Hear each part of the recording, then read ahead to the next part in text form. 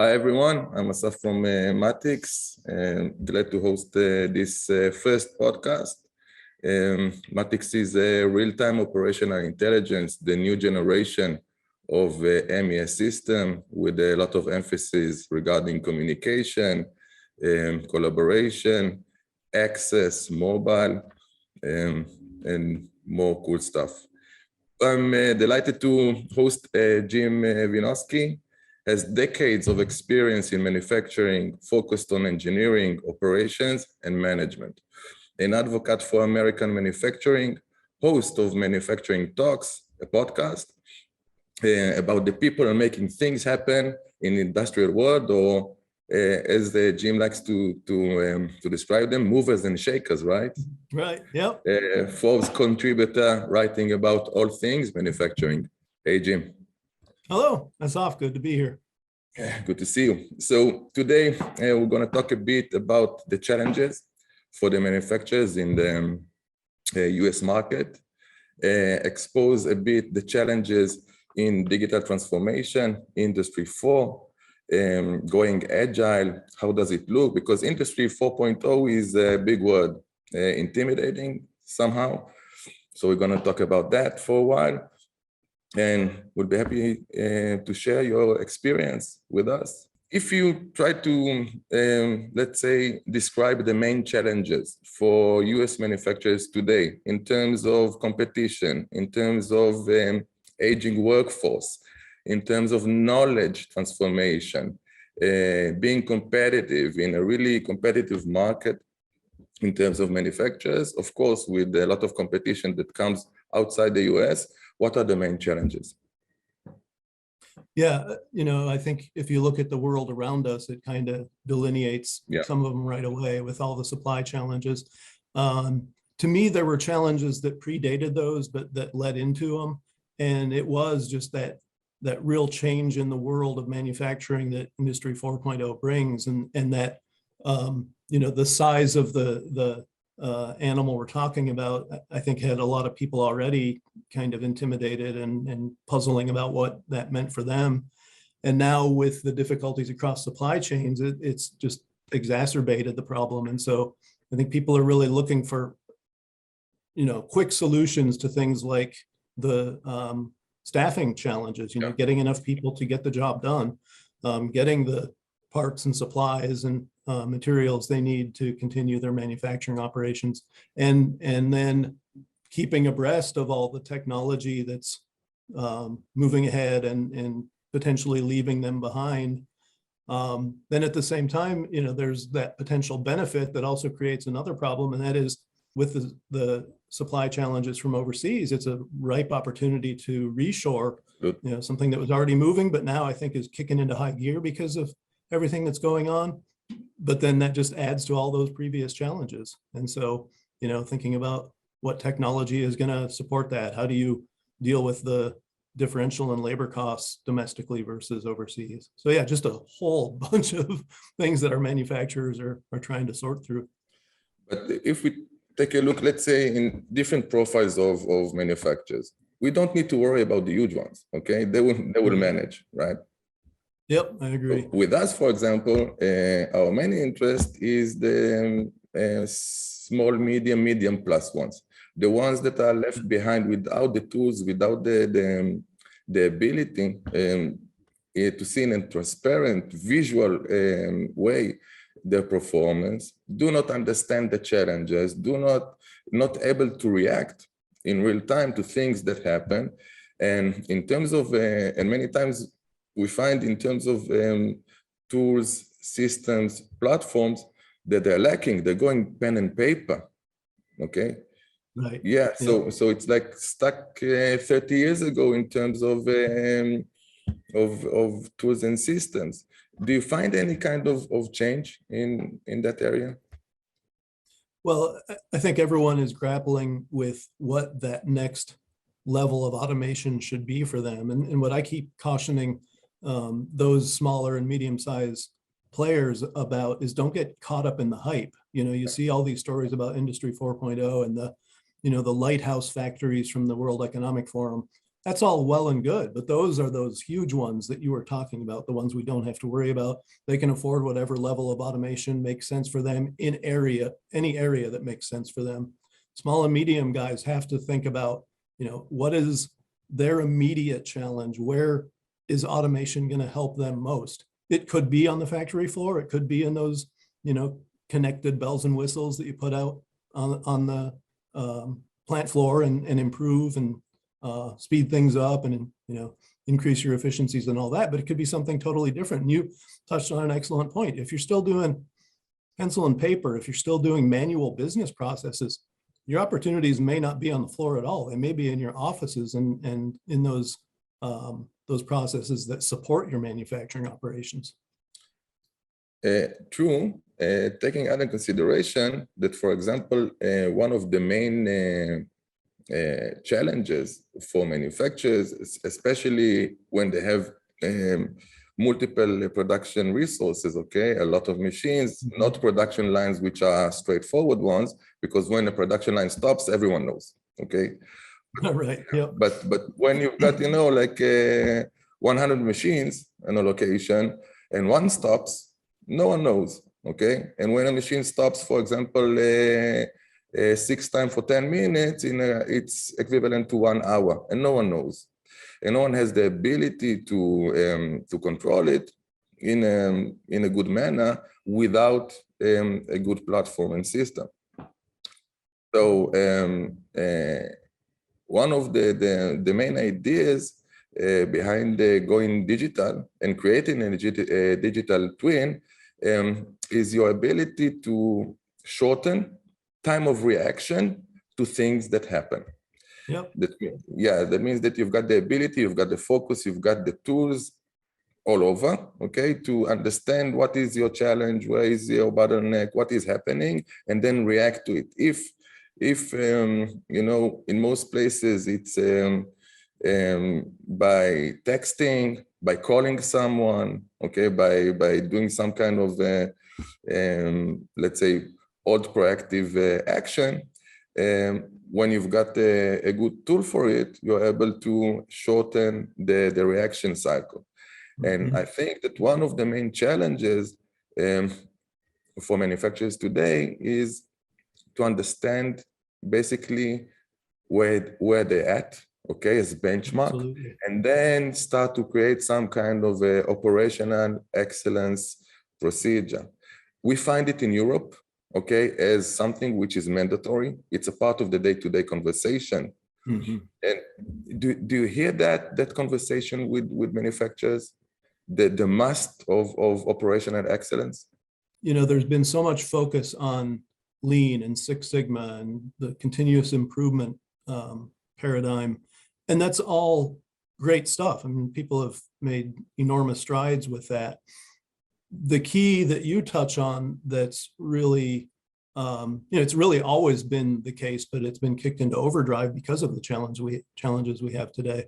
That is knowing where your losses are occurring. You make the great point of if you've got 100 lines and one goes down, does anyone even notice? And yet, what's the cost of that downtime? It's tremendous.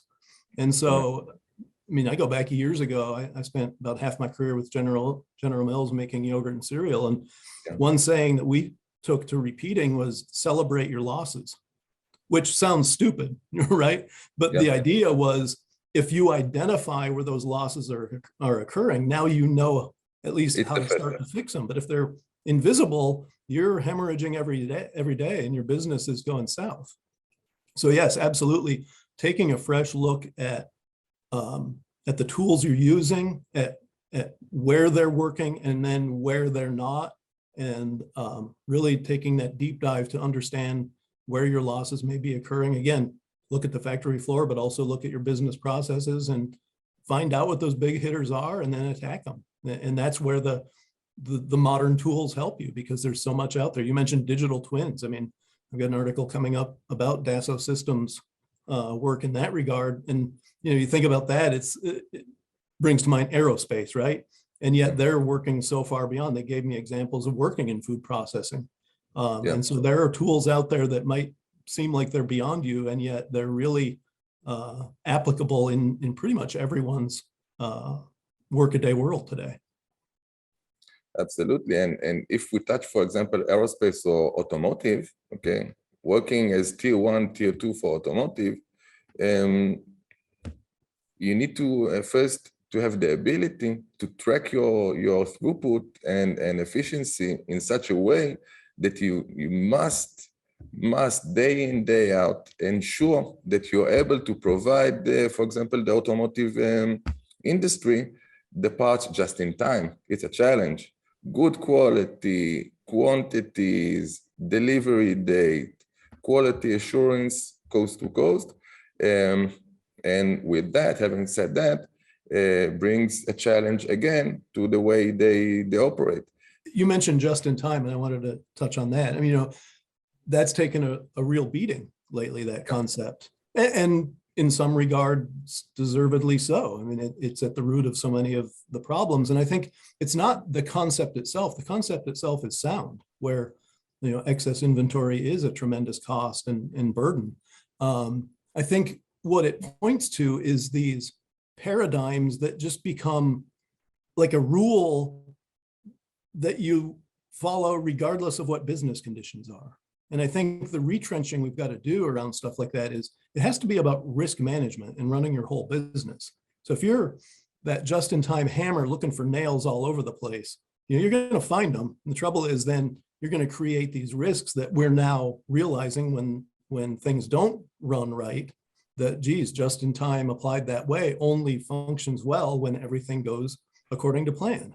Now it's not, and businesses are failing. And so, yeah, it's got to get us away from these pat paradigms and get us back to thinking about running our whole business. So do you think it's a point of time when there will be some kind of reconsideration or change in the ways manufacturers work? I think there are a lot of businesses who think they need to be automating their operating floors, and they're wrong. Their businesses don't justify that they've got so much kind of custom work that automation doesn't fit, and yet they are the ones who are still doing the pencil and paper in the office. And so I think every business has something that fundamentally needs to shift in manufacturing. The challenge is finding out what those biggest opportunities are and getting after them right away, and not getting caught in the do loop of, holy cow, there's all this technology out there. I need to be going after all of it right away. And that's just not realistic. And this is a great point, because a lot of the time you see manufacturers as a tradition, they like machinery, okay? Yeah. They like to go to I'm a mechanical engineer. I'm right there with you. Absolutely. If you see a machine, I say, okay, I'm going to buy it. If you see an equipment, I say, I'm going to buy it. If you see a robot or a cobot, okay, you say, okay, I'm gonna put my money on it. And this is the exact point. They are willing to spend their money and invest in hardware and machinery over tools that are cost-effective, immediate, and provide ROI that you cannot imagine, but they're technology, and things will change and shift. And over time, manufacturers will understand that it's a must. Yeah, I can't stress enough the need to just look at everything fresh. As you were talking, one thing that was occurring to me is, everyone has an ERP now, right? And that's great. I mean, ERPs brought a huge amount of business process automation, and yet I'm working closely with a firm right now that does add-on software to that. And if you really start looking at your ERP, even if it was the best launch and the most universal adoption of the technology there ever was, there are still gaps. And so identifying what those gaps are, where people are still doing manual business processes, or making phone calls or sending emails, where it all ought to be managed within your business process software. So we must admit that there's a lot of information. Oh, yeah. A lot. So you're flooded with information. Right. You don't have the ability, and more than that, the modern people right now wants things to happen immediately. People are working in the mobile phones all over, okay? Yep. They don't want to go to a computer and run something. They want it to come with an application, 2 clicks, communicate, send a message, do something. Yep. Yep. So do you see adoption of mobile technology with manufacturers? Oh yeah, absolutely. Mobile phones, tablets. I loved your point about people don't want to go to a computer anymore. You know, that used to be the end all and be all. Geez, we got these computers. Now people don't have to do the work manually. They're doing it on the computer, and we're beyond that to some degree. So I love that point. I loved your reference to data. You know, there's all this lauding of big data. Well, big data is worthless unless you have what you just said in place, and that is those avenues to get the right data, analyze it quickly, because you're right, there's the short attention span problem today, and the need for immediate solutions that's real. And you know, that's true whether you're on the factory floor or in the office. Either way, you're creating all this data, and you're probably creating more and more, you know, putting new devices out on the floor. You've got these new processes in your business environment. How do you make sure that you're getting the right data where it needs to go, getting the analysis done, and getting actionable information out of it to the right people? Those are crucial no matter what your challenges are. Absolutely. So if we try, let's try together to break down the concept of Industry 4.0. Yeah, we probably haven't answered anyone's questions yet, so yeah, absolutely. Let's do that. So I'm gonna throw a line at you. It's by Akatech. Akatech is an institute in Germany. Germany is the initiator of the 4.0 revolution in Europe.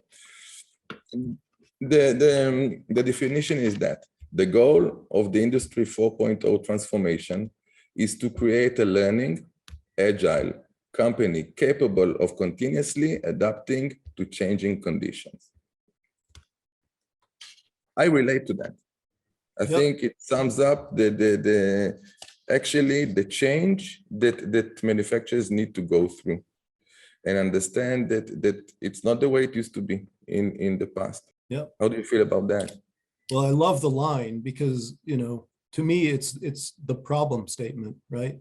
And so that's what I would encourage everyone to think about, regardless where you are. Get that problem statement out there and define what it is you're trying to do. And then take that deep dive we've talked about around understanding the real root cause of the problem and where it exists.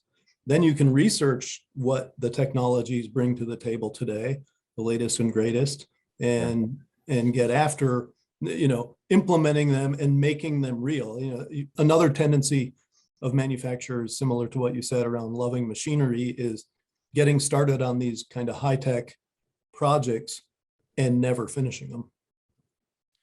That's a bright, shiny object kind of tendency. And so really need, if you feel like you're getting behind on the technology front, that commitment to say, we're going to fix this problem, take it to the end before we tackle another problem.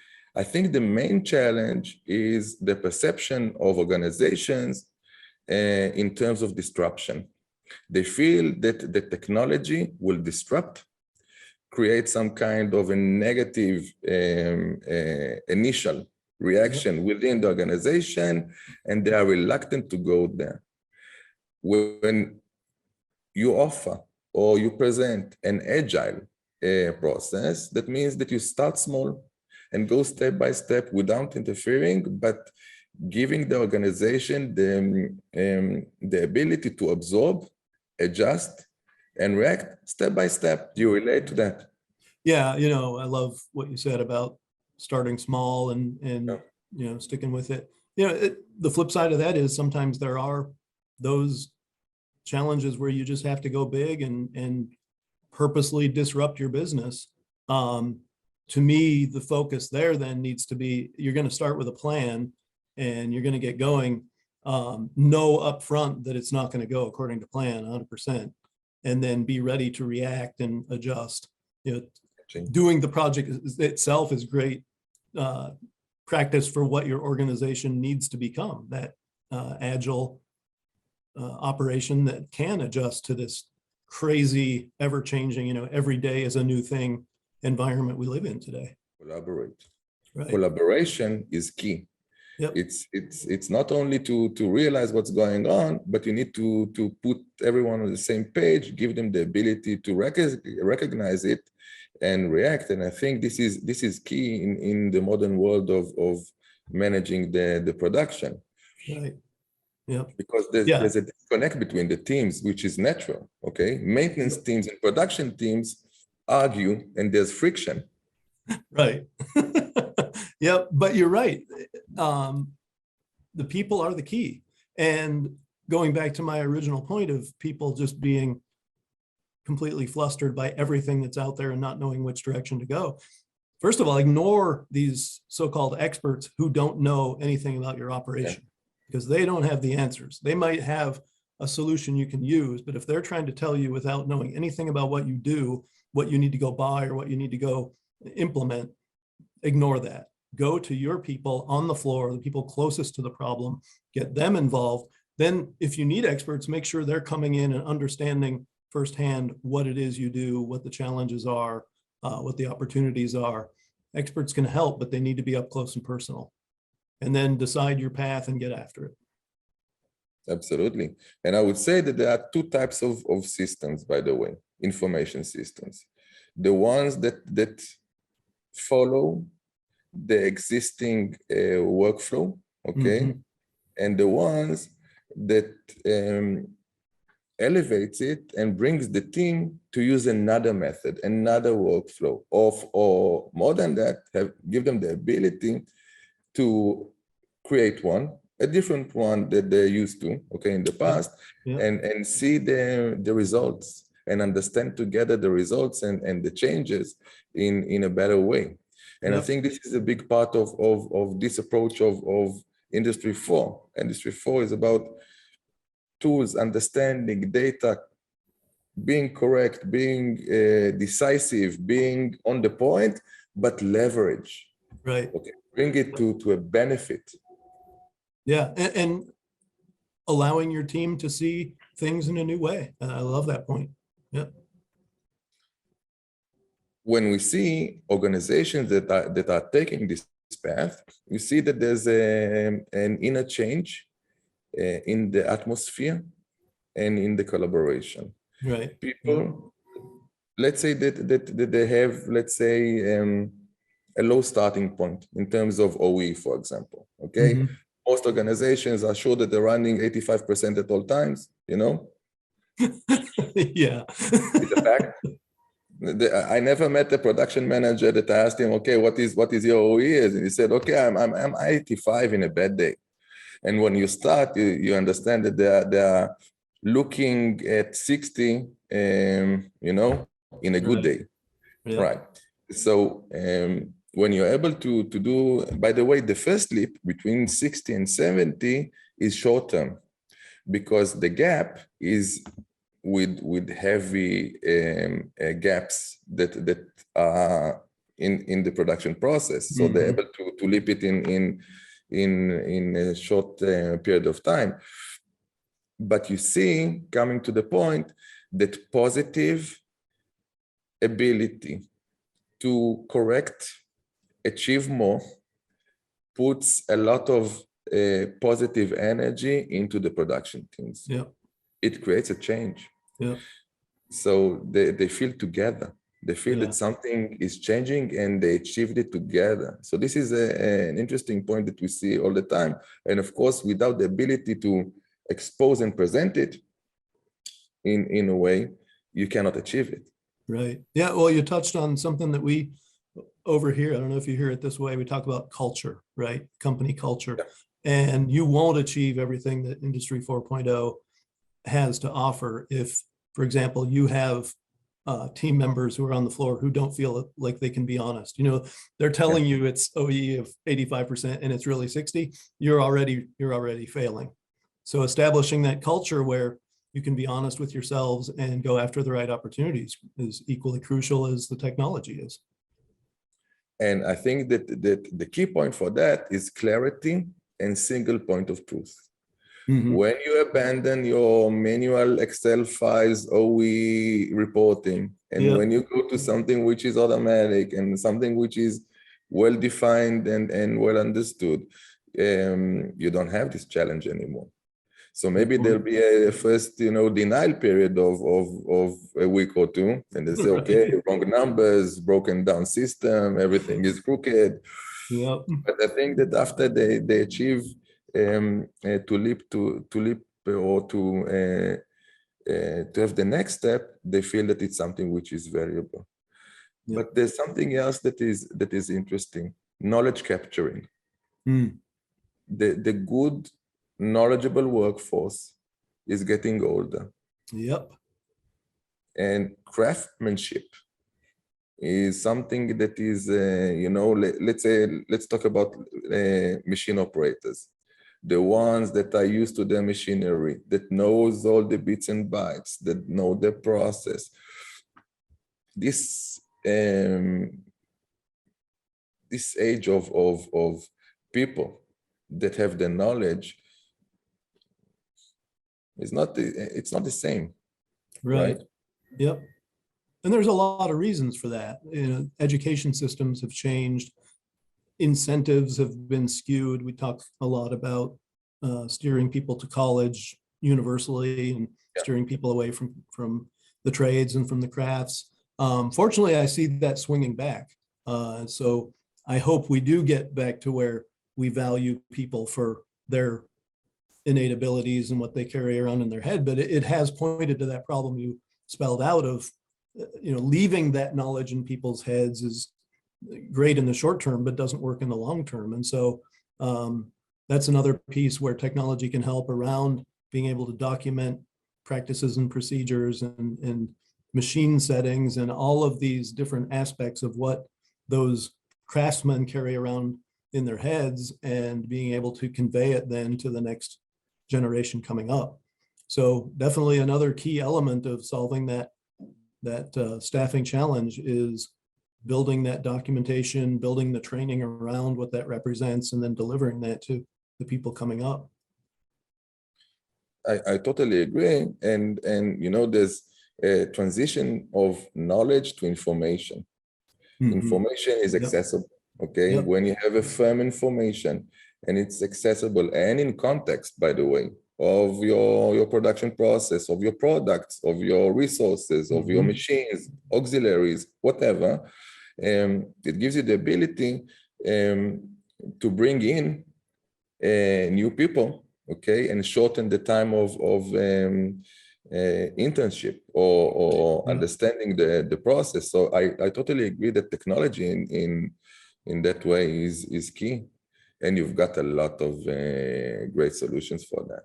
Yeah, I think a lot of people let the daunting nature of what true experts have in their heads scare them away from even getting started. And the fact is, there's a lot of very basic information that you can capture. I mentioned machine settings, just documenting things like that and having the indications right on the machine, how things should be set up to run properly. And it'll take you a huge, way down that road of capturing what your best performers do. Will you ever get all the way there? No. There's stuff in their heads you're just not going to get, but don't let that keep you from capturing what you can. I agree. And we see it in a lot of places when you're able, for example, to capture automatically best performance of the combination between a product, a machine, and material. Okay, yeah, great point. When you're able to capture the exact moment or the exact shift that it happens, it's priceless. Yep. Okay, that means that you can return to this perfect combination at all times, and this is only a part of taking or leveraging technology in that way. Yep. So I think that one of the challenges is knowledge capturing too. Yep, agreed. So if we try to simplify, let's say the industry 4.0 perception in simple terms for you, how would you define it? Well, it's that next phase of technologies that takes us away from that history of manufacturing of being dirty and dangerous and dreary. It's getting people into elevated positions where they're using their brains and not their brawn. So it's the connectivity, it's the next generation of automation, it's the digitalization of business processes, all of that. And to me, that's where the real value is. If you're taking people out of boring jobs, out of things they don't like to do, out of things that are rote and repetitive, and you're really starting to make use of their brain power and their skills and their aptitudes, that's the promise. To me, it's really been the promise of every phase of the Industrial Revolution. And this latest one to me is the most exciting because there's no one out there who can't be elevated to a higher level of operation. And that's the challenge for us, is to know how to do that. I totally agree. Looking towards the next 24 or 36 months, hoping COVID and other pain points will disappear, supply chain challenges. How do you see the US market in terms of competitiveness and adopting new technologies? Well, I'll start by saying I believe in the capabilities and the adaptability of the manufacturing and supply chain world. So don't count anyone out by any means. And so the beauty of it is there are so many new opportunities for solutions out there that it's almost hard to fail. Certainly things cost money and things are difficult to implement. People will fail in some regard, but I think we're going to see a real shift in you're already seeing some acceleration in automation, but just greater and greater use of the latest and greatest tools, cobots, advanced robotics, those kinds of things to solve the people challenge. And that's so much of what I see as being the problem with our kind of clogged supply chains today. So as we get those solutions in place, then I think it's only going to accelerate that appetite for taking on Industry 4.0 solutions. So I'm very bullish on the next couple of years in manufacturing.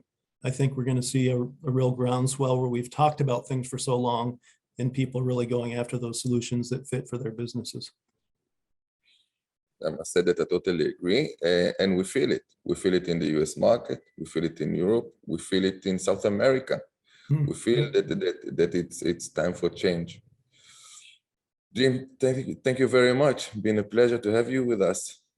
Been a pleasure to be here, Asaf. Thank you for having me on. Thank you so much.